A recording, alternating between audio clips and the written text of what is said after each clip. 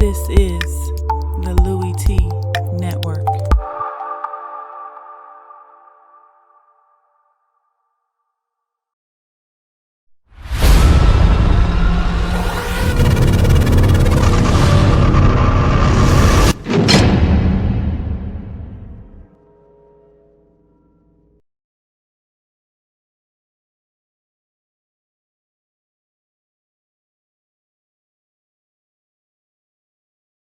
Let's try this again.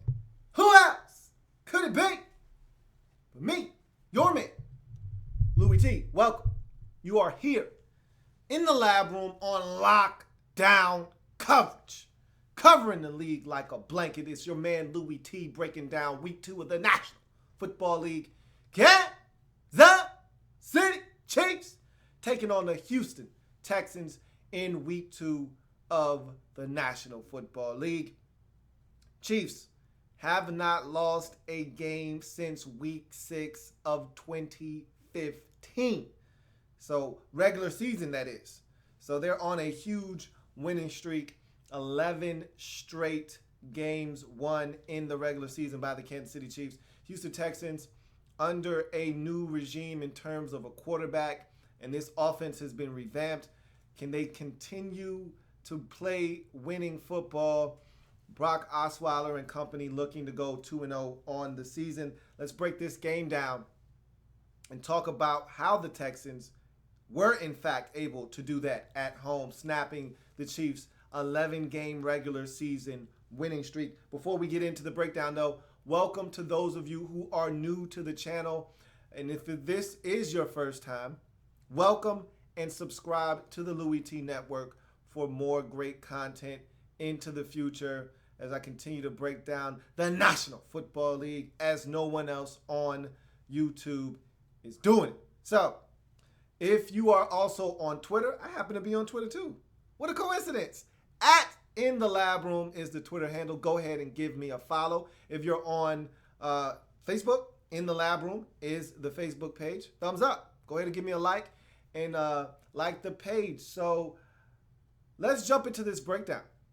If you're out there watching this video and you want your voice to be heard, you have a comment that you want to have read, simply use the hashtag LouieTeeLive, whether you're in the chat discussion box or you're on Twitter right now. Be sure to use the hashtag LouieTeeLive for your comment to be read.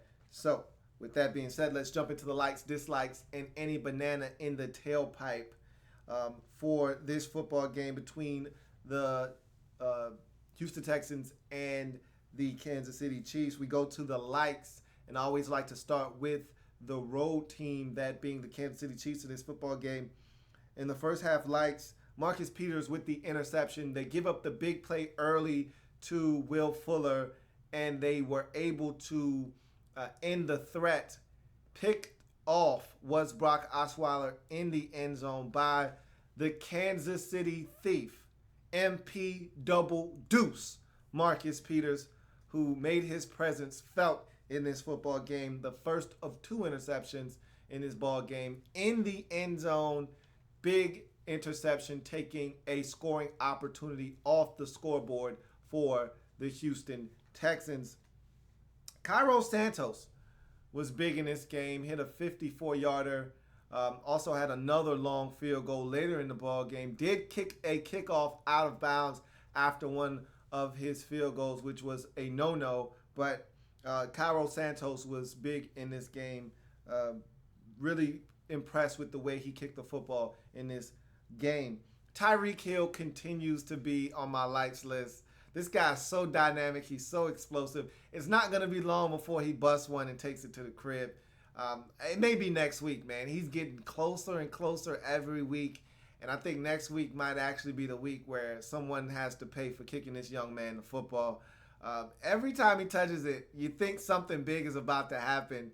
And I can't take my eyes off the screen when I see this guy with the football. He's so dynamic, and he continues to be a playmaker on special teams. I'd love to see him get the football offensively a little bit more, just because he's so dynamic. You just want to put it in his hands as many times as possible. They did line him up in the backfield and hand him off the football a couple of times in this game. I'd like to see them throw him a couple of bubble screens, maybe line him up in the backfield like they did, and then throw him a screen pass. Anything where you can get this guy out into space and allow him to turn into that returner.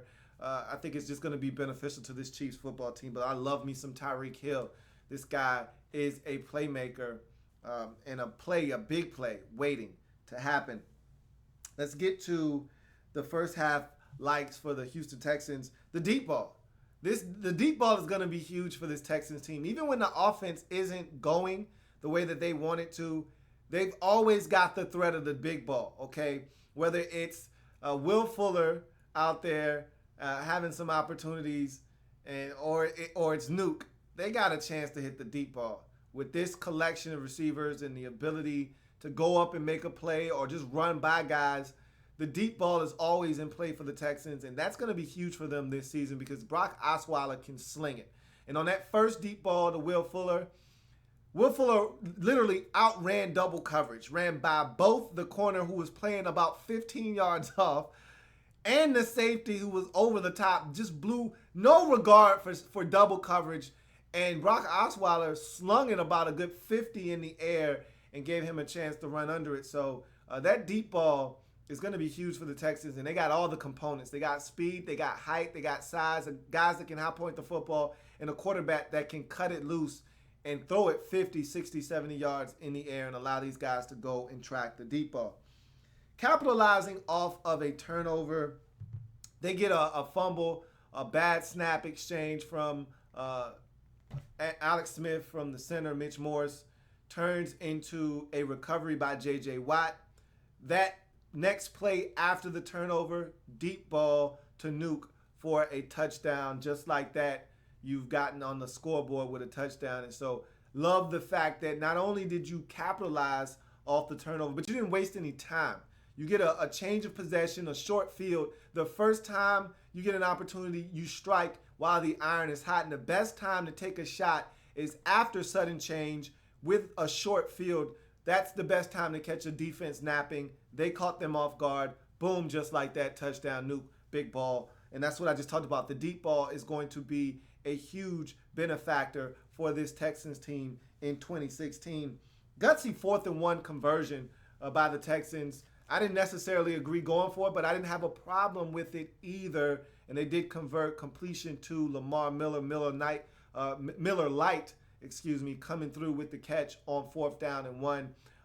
If you're going to go for it, you better get it, because that was right around midfield. And again, in a game like this, and I had the same problem with Mike McCarthy last night, in a game like this where you know points are going to come at a premium, if you're going to go for it and give up some critical field position, you better pick it up, and that they did on this possession. Gutsy call by Billy O to go for it, and great execution by the Texans offense to pick it up. Turnovers forced in the first half, 3 of them, all of them fumbles.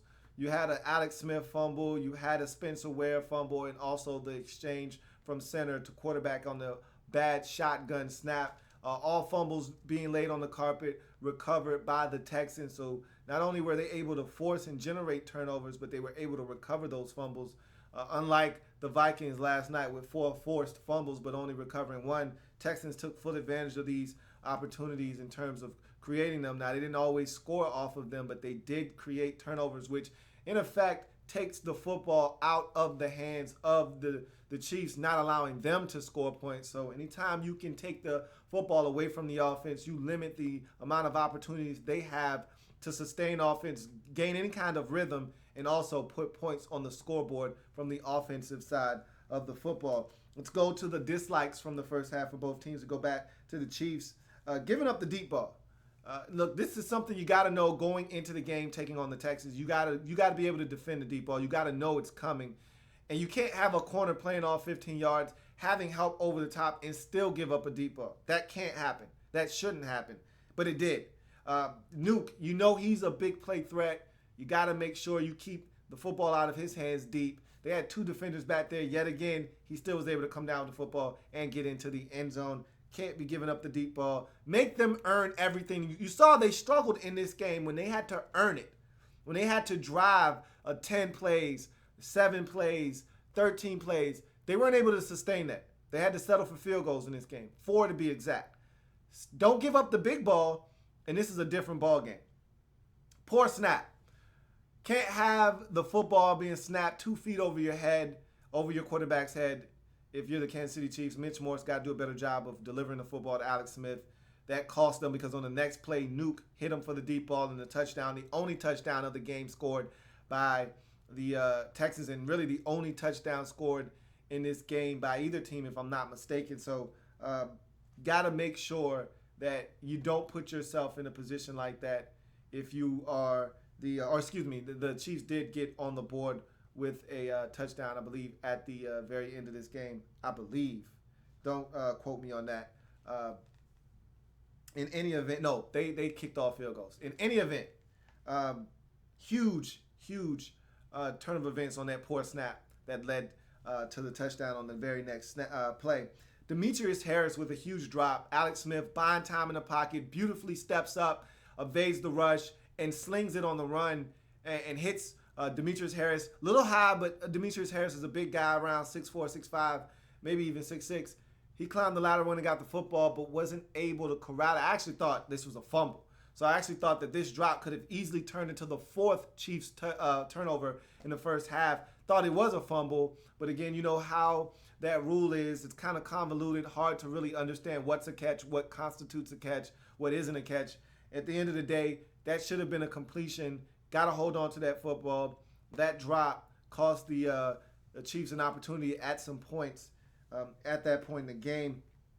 MP double deuce with a taunting penalty that gave up 15 yards of real estate that ultimately ended up in a Texans field goal. Again, in a game where points are going to come in a premium, you can't make those type of mistakes. We know that the Kansas City thief, MP double deuce Marcus Peters, plays with his emotions on his shoulders, on his sleeve. So, again, you just got to make sure you reel that in. He's a guy that is very emotionally charged. You'll see that from him in games from time to time. Let his emotions go on this particular play, and it cost his team 15 yards. And remember, with the new rule now, 2 of these types of penalties will get you ejected. He's got to make sure he steers clear of any kind of blow-ups on the field because, you know, he, like I said, emotional guy, can get out of hand sometimes. Make sure he keeps that in check. And 2 more fumbles by the Chiefs in this game. Spencer Ware with a fumble, Alex Smith with a fumble. Again, 2 opportunities to get some points on the scoreboard, especially the Ware fumble. He was in the midst of a huge play on a run, and all of a sudden, ball is poked free, scooped up by the Texans, and you take an opportunity for the Chiefs to get some points as they start to get some momentum, and you flip it, and now it becomes a huge return for Johnson on the fumble recovery. And next thing you know, the Texans are in prime field position to score a touchdown. They end up settling for a field goal. But again, another opportunity gone by the wayside for this Chiefs football team because of a turnover. Can't have it. Not against a defense this good. Not against a team like this on the road. You got to be able to take better care of the football. The Chiefs simply didn't do that in this game. Let's go to the Texans second half or first half dislikes. Osweiler throwing an interception in the end zone. You can't take points off the scoreboard. You're that close to the end zone. If it's not there, throw it away. Live the fight another day. You cannot force the football there. That was 3rd down. You're at least getting a field goal attempt out of this deal, and you're in chip shot field goal range. So unless something gets blocked, this should be 3 points. Instead, you take a risk that wasn't worth taking. Ball is picked off by Marcus Peters. No points for the Texans after having a quick start with the deep ball to Will Fuller to get you in a position to get some points early in this ball game. End of the first half execution, wasn't a fan of it. Okay, so you put yourself in a position to get a field goal. You burn your final timeout, which is fine. You have about, let's call it 15 to 18 seconds left. And I don't understand what Brock Osweiler is doing. I don't understand the play call, but why aren't we trying to get 5 or 6 yards quickly and get out of bounds? I don't understand what the thought process was here. I don't know what they were looking to do, what they were looking to accomplish, but 2 heaves out of bounds. What was the point in doing that? A quick out route for a 5 to 6 yard completion. They were giving that up. Instead, you attempt a 57-yard field goal. You could have made that a 51-yard field goal with a quick out and get out of bounds. They were giving that up, and you refused to take it. I don't really understand the late half execution, and it cost you an opportunity because Nick Novak, even though he almost had it, hit the upright, missed the field goal from 57. If that's a 55-yarder, it probably goes in. Just simple little things like that I just didn't understand. I don't know if that's on Brock Osweiler or the coaching staff for not calling the play, but I didn't like what I saw in that late half execution there. Let's get back to the likes, and we go to the second half now, and we go back to the Kansas City Chiefs. MP Double Deuce's second interception of the game is on my likes list. It's the only like I have for the Chiefs in the second half. They did some okay things defensively, but when they needed a stop late in this game, down 7, they couldn't get the stop that they needed, allowed the Texans to get in the field goal range and extend this game to a 10-point lead. So I can't credit the Chiefs defense for doing enough to put them on the likes list. But MP Double Deuce, again, with another takeaway, putting the Chiefs in a position to score points, and that they did off of this interception. So love what he's bringing to the table. He continues to be a standout on this Chiefs defense, but not much more to get excited about in the second half of this game for the Chiefs. Offensively, they just were out of sync in this game, not able to sustain any kind of drives in this game. Very inconsistent on that side of the football in this game. And I thought they actually ran the football effectively when they did try to run. I didn't think they ran enough in this game. Alex Smith with 38 passing attempts.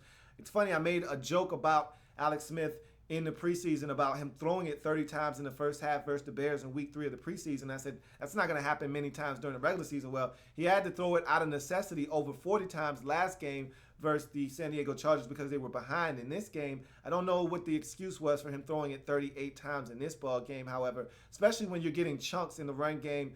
Ware had a couple of big runs. So did West. I just didn't understand why the ground game wasn't a little bit more featured in this football game when you were having such success on the ground. Really didn't love the play calling at all in this ball game. You go to the second half likes for the Texans, the defense. Anytime you're able to generate 3 turnovers in a ball game, anytime you're able to hold a team to 12 points, the defense must be commended for that type of production. This defense got after Alex Smith. They made it tough on the Chiefs all day long, and they were able to generate turnovers. That's how you win football games in this league, winning the turnover margin in battle. They did that in this game. Give the defense some credit in getting the job done. And the last drive of the game offensively for the Texans, resulting in a field goal, was huge. They had a little bit of that 4-minute offense going, a little bit of that 4-minute flavor, and they were able to not only eat up the clock, but also put the Chiefs in a tough 2-score position by getting a field goal at the end of that drive. So really good drive by the Texans to not only grind out the clock, but also put a field goal on the scoreboard that put 10 points of separation between them and the Chiefs, giving them a 2-possession lead late in this ball game. Dislikes for both teams in this game in the second half. Chiefs blocking the back penalty, negating a Tyreek Hill touchdown. You just can't have it. And he doesn't need it, honestly. He does not need that kind of help. He can make guys miss. He's fast enough to outrun angles on his own. If you're not in front of a guy, if you can see a guy's numbers from behind, let him go. Okay? Let Tyreek Hill do it on his own. And that was a big play because he probably would have scored without that block in the back. I think he outruns that defender, and that touchdown would have changed everything in this football game. Instead, you bring it all the way back deep into your own territory. Huge play blocking the back by the Chiefs.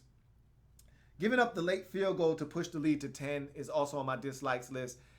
For as well as the defense played in this game, aside from the big plays given up, as well as they played, you had a chance to make a profound statement by getting a stop and giving your team a chance with the football late in this game, down 1 score, and instead you let the Texans bleed the clock and put up a field goal and really put this game out of reach.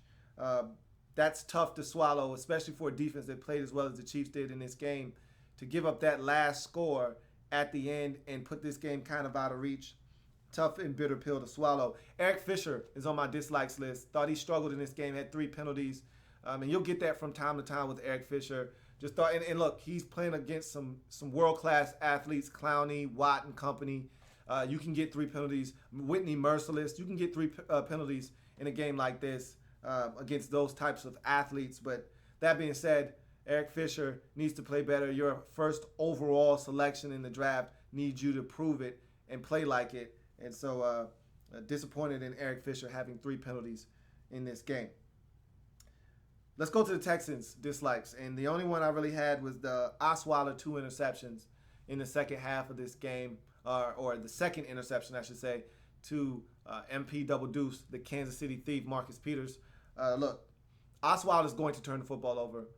For all the good that he does, he's going to have some mistakes because he trusts his arm sometimes more than he should. He's got a cannon, but sometimes I think he relies on that arm of his, and instead of reading the defense and making proper decisions with the football. But in any event, it did not really cost his team in this game, as the defense was able to pick up the offense every time they were making a mistake. So Osweiler is able to get away with the 2 interceptions in this game. They still win the turnover margin 3-2 in this game. So despite 2 interceptions thrown by Osweiler, you still generate 3 fumbles and win the turnover battle anyway. And generally speaking, you win the turnover battle, you're going to win the football game. That's generally how it goes in the National Football League. And so that's the dislikes. Let's get to the banana in the tailpipe. For me, for the Chiefs, the 3 turnovers. You're generally not going to see the Chiefs turn it over 3 times. That's not their MO. That's not their forte. They don't make a bunch of mistakes. Alex Smith is a great caretaker of the football. They generally don't turn it over, and I don't expect them moving forward to be a team that turns the football over like they did in this game. A lot of mistakes on the part of the Chiefs in this game, and they didn't play well enough to win, especially when you make the mistakes that they made in this game. But make no mistake about it, I'm not falling for the banana in the tailpipe of the turnovers. That's not who the Chiefs are, and I don't expect them to be that moving forward. And the Texans' banana in the tailpipe for me is the offense. I thought the offense looked a little skittish last week versus the Bears. I thought it looked skittish again this week. Outside of the deep balls in both games and big plays in both games, this offense has struggled, really. You know, Lamar Miller looks good. He's getting the football, but they need to be more consistent offensively. They need to start being able to put together and sustain drives and finish those drives with touchdowns, not field goals like they did in this game. I need the Texans to be better, and I expect them to. It takes time for your offense to gel. A lot of new parts, a lot of moving pieces there with the Texans offensively. But if they want to beat the Patriots on Thursday Night Football, they're going to need to be able to sustain more offense. They're not at home next game for the first time this season. Going to need them to sustain offense. I expect them to do that moving forward. Not falling for the banana in the tailpipe that this offense can't sustain itself and only can score off of big plays. This defense is dynamic. They're creating turnovers. This offense needs to become dynamic and start putting the football in the end zone more routinely. So let's see if you guys have any comments. And I see one. K. Michael says, I think the Texans got a steal in Fuller. Barring an injury, who do you think will have a more productive rookie season, Shepard or Fuller? Keep doing your thing. It's hard to say because I'm a huge Sterling Shepard guy. I'm of course, a huge Fuller guy, Will Fuller guy, because he went to Notre Dame. Fuller, to me, is going to have the bigger impact because of the deep ball. Shepard isn't a dynamic receiver by any stretch of the imagination. Now, he can and will make big plays if you allow him to, but Will Fuller, I already gave you the example in this game. Marcus Peters is playing 15 yards off the ball, and they got a safety over the top, and he has no regard for either one of them, runs right by both of them and catches a ball for about 50-some-odd yards down to about the 5-yard line. I mean, that's what you get out of Will Fuller. You could keep him in check all game long, and then boom, you blink, and he gets you for a 60-yard touchdown. He's got that kind of ability. Whereas Sterling Shepard is going to hurt you on third downs. He's going to hurt you with catches over the middle. He's going to work every level of the field, but he's not going to really hurt you deep necessarily. But he's going to make a bunch of plays. Whereas Will Fuller might only have 3 catches for 95 yards. Sterling Shepard's going to hurt you in the reception department because he's going to get 6, 7, 8 grabs. And if you don't pay attention to him enough, they're going to be chunk plays. It's going to be 15, 12, 9, 11, 12, 22. And next thing you know, you look up and he's got 7 grabs for 112 yards. So it's going to come a lot harder for Sterling Shepard, whereas with Fuller, it's going to be some big plays in there, and that's going to pad his stats. His average is going to be much higher than Sterling Shepard. If I had to guess, I'd say, injury aside, Will Fuller is going to have the bigger impact, and he's still going to drop some passes, and he's still going to make big plays. I think Will Fuller is going to have the bigger impact on this Texans football team than Shepard will in New York. But yeah, that's how I feel about that. Dark Chief says, Chiefs should have won stupid penalties. Yeah, it was a lot of penalties, a lot of mistakes. The turnovers hurt them more so than the penalties, though. Can't have 3 fumbles and expect to win. You had the penalties, like you said, that blocking it back, huge. That negated a touchdown. Can't have the penalties. Can't have those type of mistakes on the road against a tough Texans football team. You're asking for a loss, and that's what they got in this football game. That's going to do it for Lockdown coverage. I'll quickly check Twitter, but like I said, generally there are no tweets to be had on these live feeds, but I will check it anyhow. And I don't see anything there. I'll check my mentions quickly just to make sure, just to check my bases. And there's nothing there either. So that'll do it for the Kansas City Chiefs and the Houston Texans on lockdown coverage. If it happens in the National Football League, whether big or small, we cover it all here in the lab room. Come back and join me as I continue to break down anything and everything in the National Football League. Chiefs lose their first regular season game in 12 games, drop to 1-1 on the season. Texans continue to find a way to win early in this season, go to 2-0 on the season. Big test for the Texans on the road, Thursday Night Football at New England. We'll see how they handle that. May have a little bit of an advantage going into the game depending on Jimmy Garoppolo's status for that Thursday night matchup. We'll see what happens with these two teams next week. If it happens in the National Football League, you know your man Louie T's got you covered here on Lockdown Coverage.